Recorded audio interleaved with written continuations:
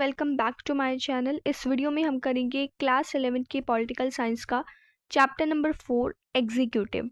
तो एग्जीक्यूटिव जो इसमें चैप्टर है ये वन शॉट वीडियो है और इसमें हम बहुत कम टाइम में इस चैप्टर को कंप्लीट कर देंगे।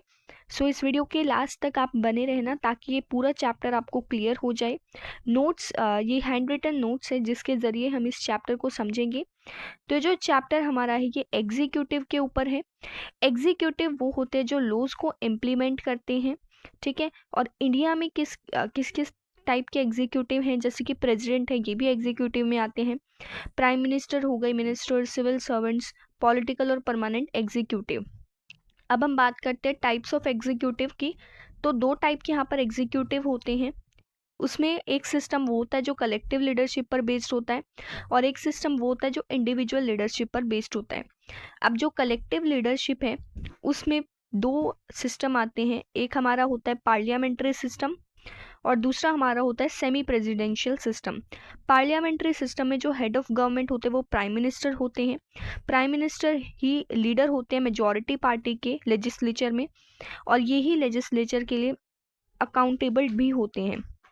फिर जो हेड ऑफ स्टेट हैं वो मोनार्क भी हो सकते हैं या फिर प्रेसिडेंट भी हो सकते हैं। मोनार्क जैसे कि अगर कोई राजा वगैरह जो रूल करते हैं, ठीक है, और प्रेसिडेंट भी हो सकते हैं। और ये नॉमिनल हेड होते हैं, ठीक है, यानी कि नाम मात्र हेड होते हैं।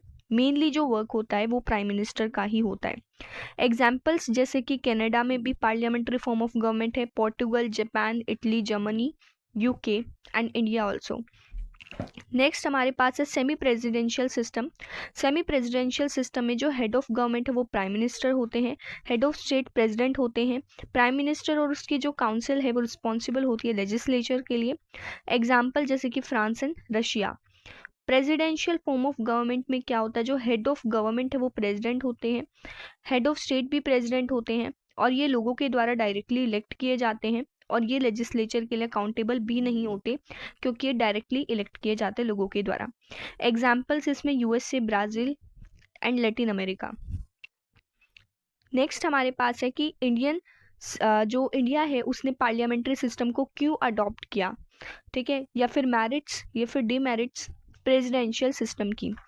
इंडिया ने पहले से पार्लियामेंट्री सिस्टम को एक्सपीरियंस कर लिया था। इस सिस्टम में जो एग्जीक्यूटिव है वो इफेक्टिवली कंट्रोल किए जा सकते हैं एंड जो इंडियन कॉन्स्टिट्यूशन को बनाने वाले थे वो चाहते थे कि एक ऐसी गवर्नमेंट बने जो कि लोगों की जो डिमांड है उनके लिए सेंसिटिव हो, यानी कि लोगों की डिमांड को पूरा कर सके, अकाउंटेबल हो एंड साथ ही साथ इफेक्टिव हो।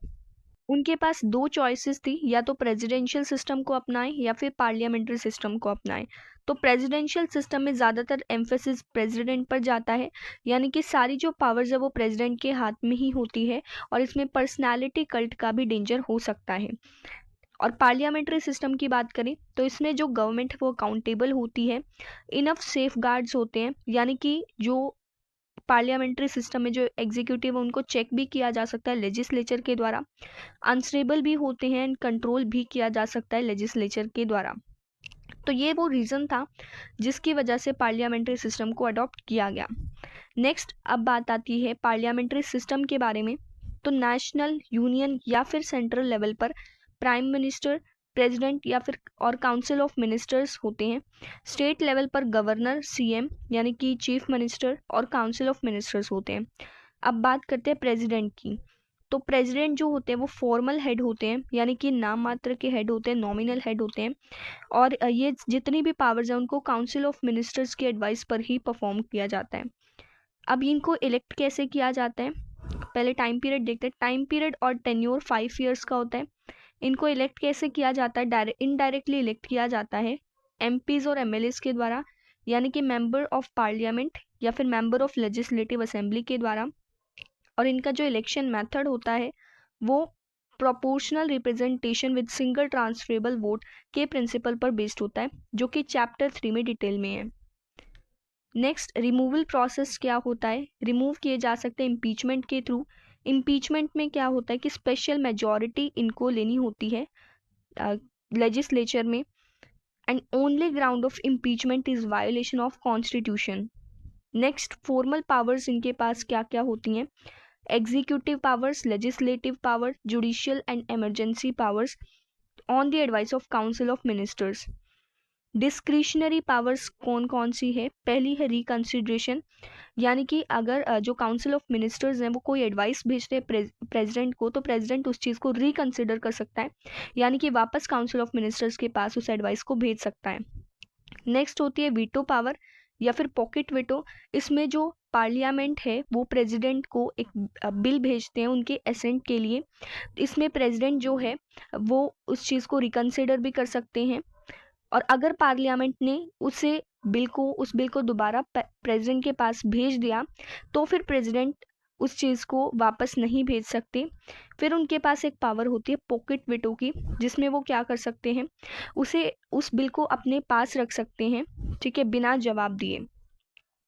और इसकी कोई टाइम लिमिट नहीं होती कि कितने टाइम तक इस बिल को अपने पास रखा जाना है।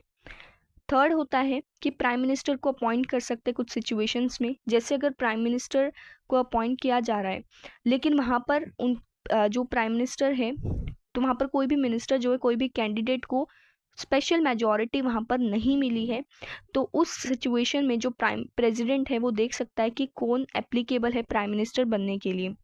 एग्जाम्पल जैसे कि इलेक्शन हुए थे मार्च 1998 में। अब बात करते हैं प्रेसिडेंट के रोल के बारे में। तो जो काउंसिल ऑफ मिनिस्टर होते हैं वो लोकसभा के मेजॉरिटी पर डिपेंड होते हैं, और काउंसिल ऑफ मिनिस्टर्स जो है उनको रिमूव भी किया जा सकता है। ऐसी सिचुएशन में एक हेड की ज़रूरत होती है, स्टेट के हेड की ज़रूरत होती है, जो कि प्राइम मिनिस्टर को भी अपॉइंट कर सके, जिसका फिक्स्ड टर्म भी हो, और साथ ही साथ जो पूरी कंट्री को सिंबॉलिकली रिप्रेजेंट भी कर सके। तो इसलिए प्रेसिडेंट जो है उनका रोल ज़रूरी होता है। वाइस प्रेसिडेंट की बात करते हैं तो इनका टेन्योर 5 ईयर्स का होता है। इलेक्शन मेथड प्रेसिडेंट की तरह ही होता है। रिमूवल प्रोसेस जो है, रिमूव कैसे किया जा सकता है, राज्यसभा के द्वारा रिजोल्यूशन जो है वो पास कराना पड़ता है मेजोरिटी के द्वारा, और लोकसभा जो है जिससे एग्री भी हो, तब ये रिमूवल प्रोसेस अप्रूवल होता है।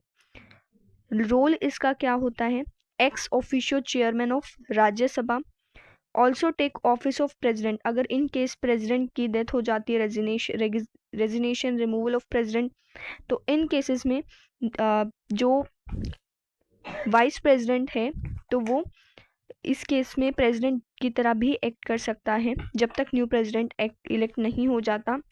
एग्जाम्पल जैसे कि BD Jatti acted as president after the death of Fakhruddin Ali Ahmed. Prime minister की बात करें तो prime minister council of ministers का हेड होता है और इम्पोर्टेंट फंक्शनरी होता है गवर्नमेंट का। प्राइम मिनिस्टर के पास पूरा सपोर्ट होता है लोकसभा की मेजॉरिटी का, और इसलिए पावरफुल भी होता है। मेजॉरिटी अगर लॉस्ट हो जाती है तो ऑफिस भी लॉस्ट हो जाता है, यानी कि मेजॉरिटी नहीं तो ऑफिस भी नहीं। कॉलिशन ऑफ गवर्नमेंट भी हो सकता है कुछ सिचुएशन में, जैसे कि कुछ पार्टीज जो हैं वो एक साथ कॉलिशन में आ जाती हैं। एंड किन केसेस में ऐसा होता है, जब मेजॉरिटी नहीं मिल पाती तब, ठीक है। Allocate rank and portfolios member of parliament prime minister होते हैं।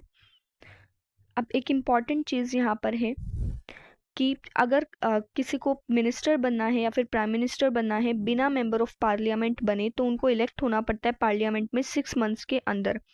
91st अमेंडमेंट 2003 की बात करें तो उस अमेंडमेंट में क्या था कि जो साइज था काउंसिल ऑफ मिनिस्टर्स का, वो ऐसा किया गया था कि 15% से ज़्यादा एक्सीड ना हो।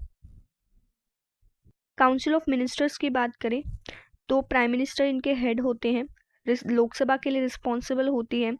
एग्जीक्यूटिव कमेटी होती है पार्लियामेंट की, सॉलिडेटरी प्रिंसिपल पर बेस्ड होते हैं, कैबिनेट के सॉलिडेटरी प्रिंसिपल पर बेस्ड होते हैं।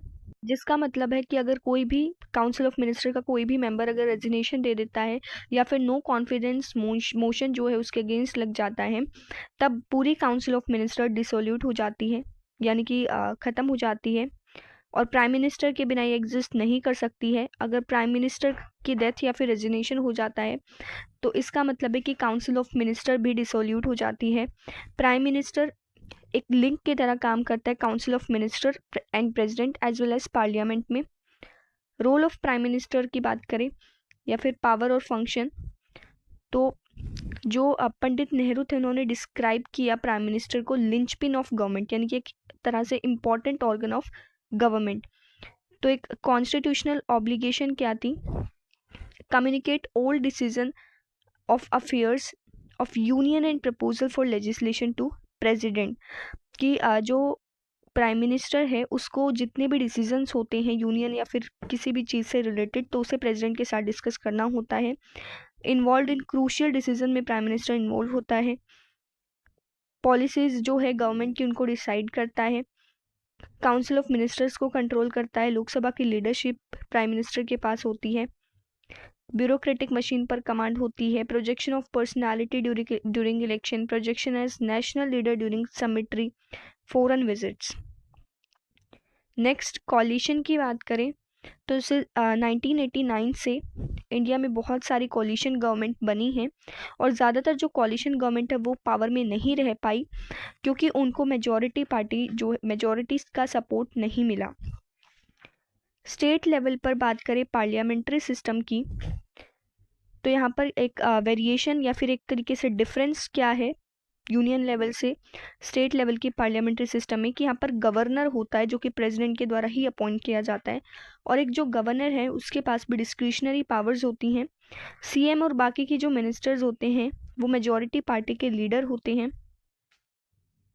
अब बात करते हैं परमानेंट एग्जीक्यूटिव यानी कि ब्यूरोक्रेसी की, जो इम्प्लीमेंट करते हैं मिनिस्टर्स के डिसीजन को। तो इनकी डेफिनेशन क्या है कि executive organ of government which include the PM यानी कि prime minister, minister and large organisation called a bureaucracy, और एडमिनिस्ट्रेटिव मशीनरी जिनको सिविल सर्विसेज भी कहा जाता है। तो इनमें ट्रेंड और परमानेंट और स्किल्ड ऑफिसर्स इनमें इन्वॉल्व होते हैं। किसी भी डेमोक्रेसी में इलेक्टेड रिप्रेजेंटेटिव जो हैं वो गवर्नमेंट के इंचार्ज होते हैं, और जो एडमिनिस्ट्रेटर्स हैं वो गवर्नमेंट के ही कंट्रोल में होते हैं। पार्लियामेंट्री सिस्टम में जो एडमिनिस्ट्रेशन होते हैं वो लेजिस्लेचर के कंट्रोल में होते हैं, और ये जो एडमिनिस्ट्रेशन है वो लेजिस्लेचर की पॉलिसीज़ के अगेंस्ट नहीं जा सकते हैं। अगर इंडियन ब्यूरोक्रेसी की मेरिट्स की बात करें तो उसमें क्या है कि प्रोफेशनल एडमिनिस्ट्रेशन, पॉलिटिकली अकाउंटेबल होते हैं, पॉलिटिकली न्यूट्रल भी होते हैं। पॉलिटिकली न्यूट्रल का मतलब है कि जो ब्यूरोक्रेसी है वो पॉलिटिकल पोजीशन नहीं ले सकते किसी भी पॉलिसी मैटर्स पर। इनके काम की बात करें तो इन जो अगर कोई पार्टी जो है वो डिफीट हो जाती है, हार जाती है, तो नई गवर्नमेंट एस्टेब्लिश होनी होती है। तो जब ये नई गवर्नमेंट एस्टेब्लिश होगी तो साथ ही साथ नई पॉलिसीज़ भी आएंगी। तो जो पॉलिसीज़ हैं वो कौन डिसाइड करता है? ब्यूरोक्रेसी ही करती है। ब्यूरोक्रेसी में क्या क्या चीज़ें आती हैं? All India services, state services, employees of local government, technical and managerial staff running public sector undertaking. ये बनती कैसे? How it is made? Constitution makers जो हैं वो चाहते थे कि नॉन पार्टीशन जो ब्यूरोक्रेसी है वो क्रिएट हो, और जो कैंडिडेट्स हैं उनको इम्पार्शली सिलेक्ट किया जाए, यानी कि किसी भी तरीके की पार्शियलिटी ना हो।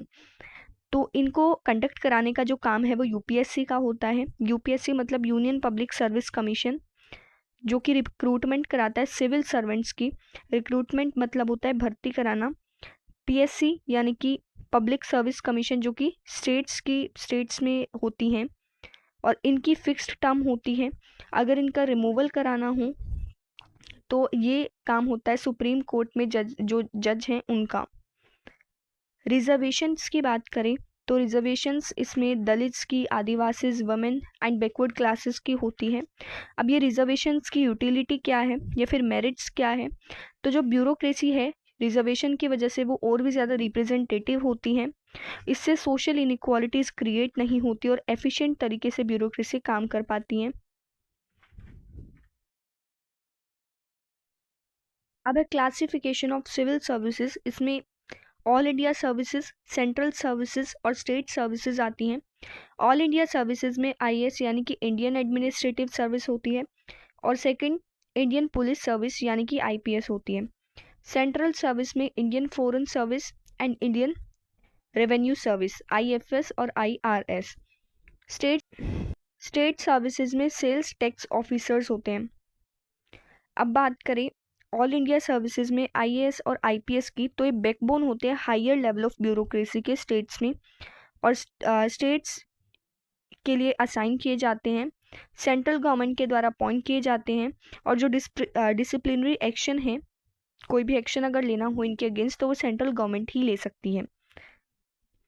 अगर मेरिट की इनकी मेरिट की बात करें तो ये ऐसा इंस्ट्रूमेंट है जो वेलफेयर पॉलिसीज लेकर आते हैं सभी लोगों के लिए। एंड डिमेरिट की बात करें तो लोग इनके पास जाने से डरते हैं। क्यों डरते हैं? क्योंकि ये ज़्यादा पावरफुल है। इनसेंसिटिव होते हैं डिमांड्स और एक्सपेक्टेशन, लोगों की डिमांड्स और एक्सपेक्टेशन के लिए। इसका सॉल्यूशन क्या आया कि डेमोक्रेटिकली इलेक्टेड गवर्नमेंट जो है वो इनको कंट्रोल करेगी। लेकिन फिर एक प्रॉब्लम आ गई कि कि अगर इलेक्टेड गवर्नमेंट जो है वो इनको कंट्रोल करेगी तो पॉलिटिकल इंटरफेरेंस बढ़ जाएगी, और इससे क्या होगा, ये जो ब्यूरोक्रेसी है वो पॉलिटिशियंस के हाथों में चली जाएगी। इसका सॉल्यूशन लेकर आए कि मेजर्स लाई जाए, जैसे कि राइट्स टू इंफॉर्मेशन, जिससे जो है ये ब्यूरोक्रेसी रिस्पॉन्सिव भी हो सके एंड अकाउंटेबल भी हो सके। तो इसी के साथ हमारा जो चैप्टर है वो कंप्लीट होता है। इसमें हमने बहुत कम टाइम में इस चैप्टर को कंप्लीट कर लिया, और ये एनसीईआरटी से ही ये सारे नोट्स बनाए गए हैं। एक एक पॉइंट इसमें सारी चीज़ें डिस्क्राइब थी। अगर आपको ये नोट्स चाहिए तो इनकी आपको एक शॉर्ट वीडियो भी मिल जाएगी जहाँ से आप इन नोट्स को देख सकते हैं। सो मिलते हैं अपनी नेक्स्ट वीडियो में, जिसमें हम इसी टाइप की चैप्टर्स जो हैं कम टाइम में कंप्लीट करेंगे। आप कमेंट में भी बता सकते हैं कि आपको कौन सा चैप्टर चाहिए। सो मिलते हैं अपनी नेक्स्ट वीडियो में। Thank you.